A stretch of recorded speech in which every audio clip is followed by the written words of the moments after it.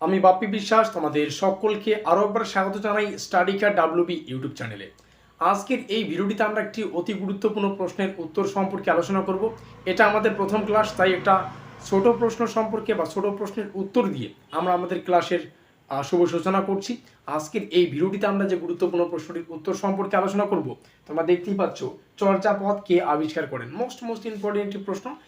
দেখো, চর্যাপদ আমাদের সিলেবাসে আছে, তো চর্যাপদের অনেকগুলো টপিক আমাদের পড়তে হবে। তার মধ্যে প্রথমটা যেটা আমাদের জানা প্রয়োজন আর কি, শুরুতেই চর্যাপদ কে আবিষ্কার করেন। দেখো, প্রশ্নটি মোস্ট ইম্পর্টেন্ট। সেই সঙ্গে শুরুতেই জানিয়ে রাখি, তোমরা যদি আমাদের নোটপত্র নিয়ে পড়াশোনা করতে চাও, পেইড নোটপত্র নিয়ে যদি পড়াশোনা করতে চাও, আমাদের এই হোয়াটসঅ্যাপ নম্বরে তোমরা যোগাযোগ করতে পারো। এটাই মোবাইল নম্বর, এটাই যোগাযোগ নম্বর, এটাই হোয়াটসঅ্যাপ নম্বর। আশা করি বোঝা গেল। এবার একটা বিষয় বোঝো। দেখো, তোমরা কলেজ সংক্রান্ত কিছু তথ্য জানো না, কলেজে কীরকমভাবে কী হয়, পরীক্ষা কীভাবে হচ্ছে, প্রত্যেকটা বিষয় জানো না। আমি তোমাদেরকে রিকোয়েস্ট করবো, দেখো আমাদের ডেসক্রিপশন বক্সে একটা হোয়াটসঅ্যাপ গ্রুপের লিঙ্ক রয়েছে, তোমরা ওই হোয়াটসঅ্যাপ গ্রুপে যুক্ত হয়ে নাও, যেটা স্পেশালি প্রথম সেমিস্টারের ছাত্রছাত্রীদের উদ্দেশ্যেই বানানো।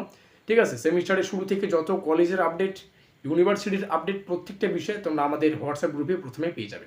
তো দেখো, আমি যে বিষয়টা তোমাদেরকে শেয়ার করতে যাচ্ছি, প্রশ্নটার উত্তর সম্পর্কে তো ডিসকাস করিয়ে দেবো, সেই সঙ্গে প্রথমেই নোটপত্র সম্পর্কে জেনে নেওয়া যাক।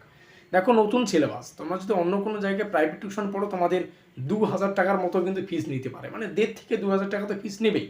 আর তোমরা জানো, আর আমাদের নোটপত্র মানে 100% কমন যোগ্য। আমি আমাদের হোয়াইট বোর্ডে কিন্তু লিখিয়ে দিয়েছি 100% কমন যোগ্য। এটা তোমাদের একদম মানে এখানে আমি অন স্ক্রিনে বলে দিচ্ছি যে 100% কমন যোগ্য। কারণটা একটাই, আমরা কিন্তু এর আগেও নোটপত্রের ব্যবস্থা করেছি, শুধু মানে এই বছর যে তা না, এই সেমিস্টারের জন্য তা না। কারণ কোচবিহার পঞ্চরণ বর্মা ইউনিভার্সিটির প্রত্যেকটা সেমিস্টারের পেইড নোটস আমরা প্রোভাইডেড করি, এর আগেও করেছি। আমাদের সাজেশন এবং নোটপত্র থেকে এর আগেও ছাত্রছাত্রীরা কিন্তু সাফল্য পেয়েছে। তোমরা চাইলে তোমাদের যদি চেনা জানা কোনো দাদা দিদি থাকে, এখন উঁচু সেমিস্টারে পড়ে, 5th সেমিস্টার 6th সেমিস্টার যাই বলো না কেন, তোমরা ওনাদের জিজ্ঞাসা করে দেখো, বা আমাদের চ্যানেলে প্রবেশ করে প্রত্যেকটা ভিডিও দেখে নিও, প্রত্যেকটা তথ্য তোমরা নিজেরাই যাচাই করে নিতে পারো। তো যাই হোক, বোঝা গেল।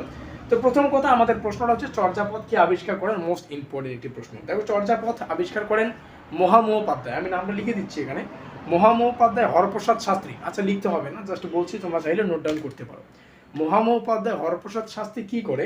হরপ্রসাদ শাস্ত্রী 1907 খ্রিস্টাব্দে, এখানে লিখে দিচ্ছি তার সালটা, 1907 খ্রিস্টাব্দে কি করে?